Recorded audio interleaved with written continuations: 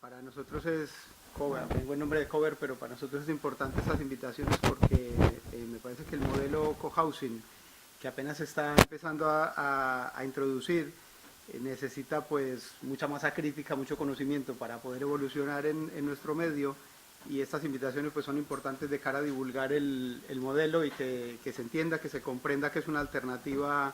interesante a la vivienda tradicional. Encaja bien en estas jornadas, ya que su lema pues de buscar alternativas a la vivienda, sería interesante introducirlo dentro de estas, bueno, dentro del parque de viviendas con el que contamos, como una alternativa más. El, a mí sobre todo me parece que vengo a contar las claves de lo que es un cohousing, pero sobre todo me parece interesante entender que las alternativas a la vivienda pasan por un cambio de modelo radical, porque tenemos un modelo económico y social que cunde en nuestro medio y que es el que condiciona muchísimo el acceso a la vivienda. Y yo creo que un modelo como este rompe con esos modelos tradicionales y podría ser perfectamente bien insertado en nuestro medio. Estos son unos datos aquí un poco para abrir boca, de cara, sobre todo los traigo de cara a entender que no es un tema, en nuestro medio es nuevo, pero es un tema que tiene muchísimos años y que es un modelo perfectamente probado en muchísimos sitios con un buen resultado. Por lo tanto, entiendo que por qué no se va a poder introducir en nuestro medio perfectamente. Los proyectos que estamos asesorando, nos encontramos con muchas dificultades pues, de tipo urbanístico, legal, etcétera, etcétera, y se trata sobre todo de ir venciendo esas reticencias que se tienen en oficinas técnicas de los ayuntamientos y en la sociedad en general, porque pues, las cosas nuevas nos cuesta encajarlas, pero bueno, entiendo que estos datos marcan perfectamente, es un modelo que existe desde hace más de 100 años, nació en Dinamarca y desde hace más de 1911, en 1911 se conoce la primera cooperativa de viviendas que más o menos puede haber sido el embrión de este movimiento.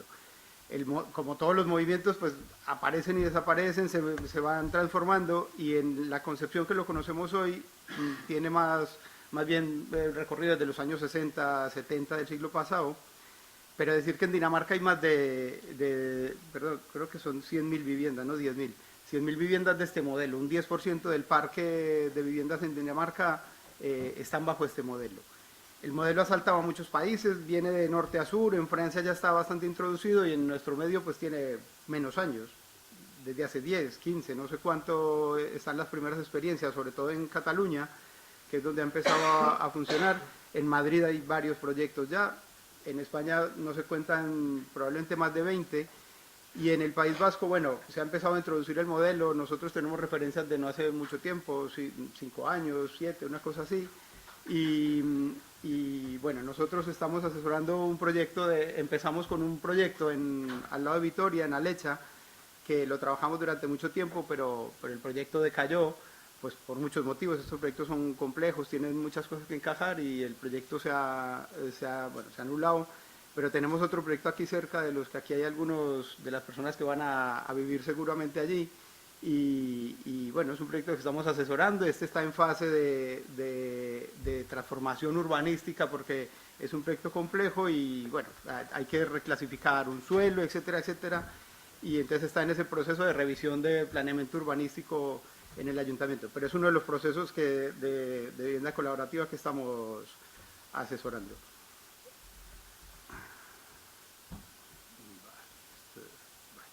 La presentación no he conseguido que se descargue como presentación, entonces va a ser un poco incómodo, pero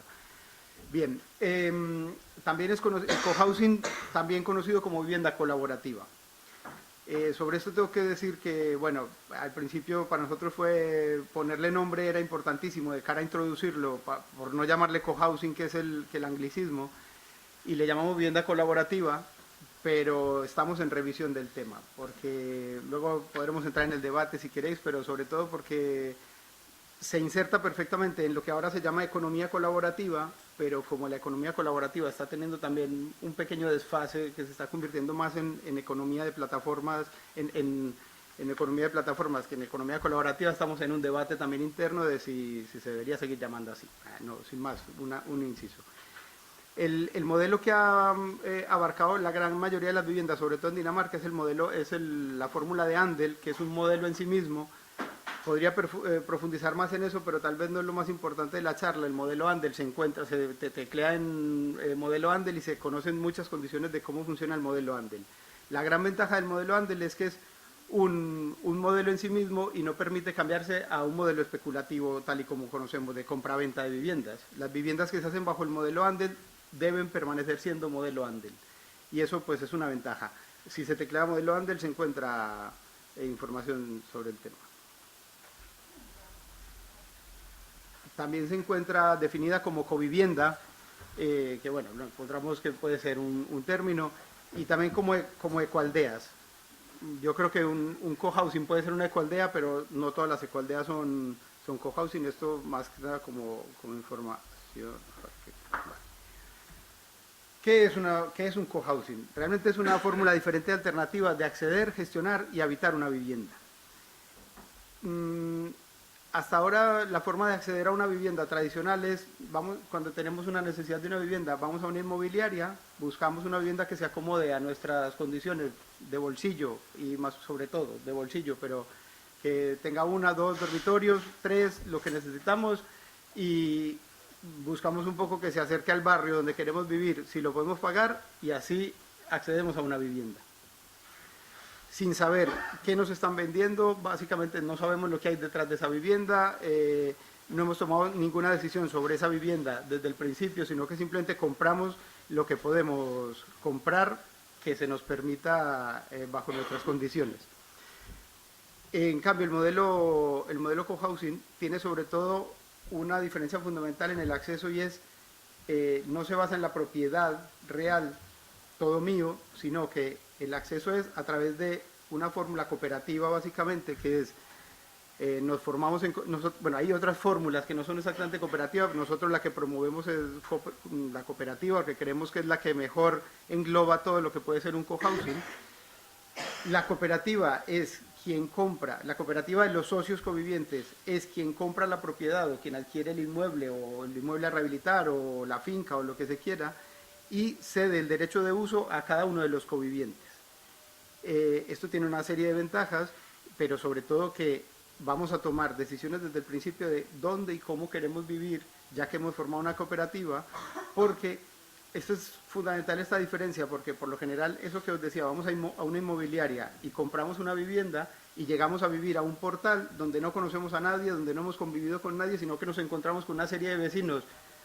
que unos nos caen mal y otros peor, pero casi nunca hacemos comunidad en esa vecina. En cambio, en esto se trata precisamente primero formar la comunidad de vecinos y luego, mediante esa comunidad de vecinos, en este caso fórmula cooperativa, accederemos a nuestra vivienda. Por lo tanto, hemos generado primero tejido y luego accedemos a la propiedad. En este caso, no quiere decir que al no ser propietarios individuales de la vivienda, no quiere decir que no seamos propietarios de un todo. Como en todas las cooperativas, somos parte de la cooperativa, una cooperativa sin ánimo de lucro para gestionar la vivienda, y somos dueños de todo. De nuestra parte privativa, seremos dueños de nuestra parte privativa, y del resto de la comunidad seremos dueños de todo. Y esto es heredable, vendible y transmisible por todos los medios. Tiene otras condiciones para transmitirlo de propiedad, pero es un bien en propiedad de la persona de principio a fin. ¿Por qué es diferente la gestión de un cohousing? Sobre todo porque se hace a través de procesos participativos. Esto que os decía de primero formamos la comunidad de covivientes, desde el principio estamos tomando decisiones sobre nuestra vivienda. Vuelvo a poner el ejemplo de cuando vamos a una inmobiliaria y nos dicen lo que hemos comprado. Por lo general no nos dicen todo lo que hemos comprado, ni los materiales, ni las condiciones que tiene la vivienda. En este caso, como hemos formado comunidad previamente y vamos a acceder, con el fin de acceder a una vivienda a través de procesos participativos y toma de decisiones democráticas,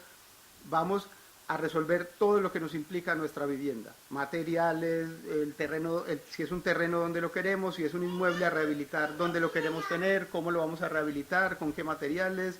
etcétera, etcétera. A través de un proceso participativo desde el principio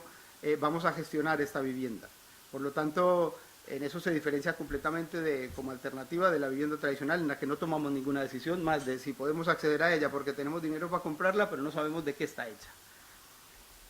y por lo tanto todo esto, esta forma de entrar a la vivienda y de gestionarla también hace una forma diferente de habitar. Las viviendas ahora pues las habitamos de manera bastante ineficiente, entonces lo que busca el cohousing es habitar nuestras viviendas de una manera muchísimo más razonable, rentabilizando muchísimo más los metros cuadrados que compramos y gestionando muchísimo mejor todo el funcionamiento interno. Esto traigo un ejemplo que me parece que puede ilustrar bastante bien en qué se diferencia una vivienda tradicional de una vivienda de un cohousing. Esto podría ser una vivienda tradicional de las muchas que existen en nuestro medio, porque además es un modelo repetido muchísimas veces. Un distribuidor, por aquí está el salón de 18 a 20 y tantos metros cuadrados, una cocina de 10, 12 metros y un pasillo que nos lleva a una serie de dormitorios y baños. Unas viviendas tienen 2 dormitorios, otras tienen 3, pero es un modelo bastante repetido. Entonces, nosotros hemos visto que en nuestra vivienda tradicional tenemos,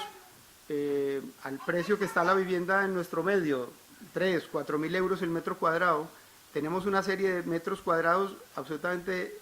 que son ineficaces, ineficientes. Pongo un par de ejemplos para no alargarme mucho. Tenemos una cocina de unos 10 metros, 12, que siempre tenemos un comedor. Este tiene una forma, pero tiene otras formas nuestros comedores de las cocinas, donde además estamos todo el día. Es el espacio central de nuestras viviendas. Tenemos un comedor plenamente aprovechado porque desayunamos, comemos y cenamos. Pero sin embargo en un salón tenemos un comedor de 10 metros que lo usamos una vez al mes, en el mejor de los casos, cuando vienen unos amigos a comer a casa o vienen familiares, no sé qué, y tenemos un comedor de 10 o 12 metros que a la media de 3 o 4 mil euros el metro cuadrado, nos hemos gastado 30 mil euros en un comedor que lo usamos una vez al mes, en el mejor de los casos. Y ese ejemplo podría valer perfectamente. Tenemos una habitación para cargarnos con una hipoteca para toda la vida a los precios que están las hipotecas, para tener una serie de metros muy ineficientes en nuestras viviendas. Una lavadora, en todas las casas hay una cocina llena de electrodomésticos, pero una lavadora entre el espacio físico que ocupa y la puerta que tiene que abrir, por lo tanto no puede tener nada adelante, ocupa un metro cuadrado. A los mismos 3 o 4 mil euros que hemos pagado por ese metro cuadrado, para usarla, una familia media utiliza la lavadora 2 veces por semana, 1 hora. Tenemos un electrodoméstico que ocupa un sitio, que genera residuos, gasto, no sé qué, para usarla 1 hora y media, 2 horas a la semana. Nosotros hemos visto que el modelo de vivienda, ese es el modelo de vivienda tradicional, pero en un modelo cohousing todo esto podríamos tener lo mismo, simplemente que compartido. Tenemos un espacio privativo con un salón más pequeño, con una cocina pequeñita para hacernos unos huevos y para hacer poca cosa, y tenemos los dormitorios justos y necesarios que necesitamos como unidad familiar. Lo demás, todos esos metros ineficaces que nos sobran y que los estamos pagando a precio de oro, los podemos convertir en una bolsa de metros cuadrados entre todos los que vamos a ser covivientes de un cohousing. Vamos a sumar un montón de metros cuadrados, los 10 metros de ese comedor que no nos valen, más los 10 metros del otro, el dormitorio de 12, los sumamos y los convertimos en espacios comunes con cuanta riqueza queramos. Obviamente un cohousing en el País Vasco va a tener un buen choco, con una cocina, con electrodomésticos semi-industriales, donde le saquemos muchísimo más rendimiento. Tendremos una zona de lavandería con lavadoras semi-industriales que van a estar en uso permanente. Entonces, lo que tiene de clave esta vivienda es que tenemos acceso a lo mismo, no todo mío, mi lavadora, mi taladro, mi conexión a internet, mi teléfono, mi televisión, sino que podemos tener una serie de aparatos a los que accedemos al uso, pero los tenemos en régimen compartido. Todos tenemos una televisión en casa, pero tiene las pulgadas que tiene, pues por la distancia que podemos tener, los 3 metros que tenemos de anchura del salón. En un cohousing podemos tener una sala de televisión, una sala de cine con una pantalla gigante, donde programamos lo que queremos ver durante muchos días, pero lo vemos de manera compartida. Y lo mismo el choco y lo mismo la cocina, pero además un cohousing puede tener huerto productivo, puede tener muchísimos medios. Pasar, tranquilo.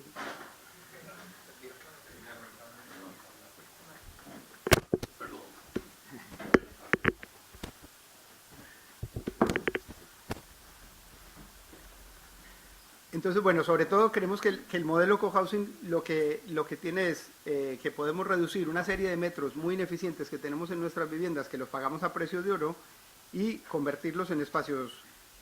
comunes. eso era, sobre todo, bueno, eso ahí quiero cerrar el ejemplo de que si se entiende bien, eh, se trata de racionalizar todos los recursos que tenemos que son finitos, entre ellos el suelo.